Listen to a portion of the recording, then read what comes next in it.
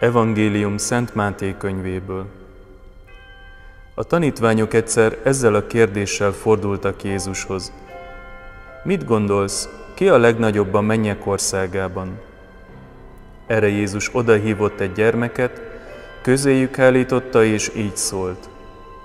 Bizony, mondom nektek, ha meg nem változtok és nem lesztek olyanok, mint a gyermekek, nem mentek be a mennyek országába.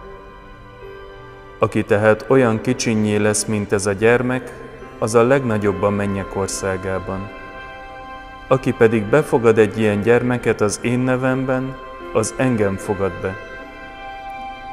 Vigyázzatok, meg ne vessetek egyet sem e kicsinyek közül. Mondom nektek, angyalaik az égben szüntelenül látják mennyei atyám arcát.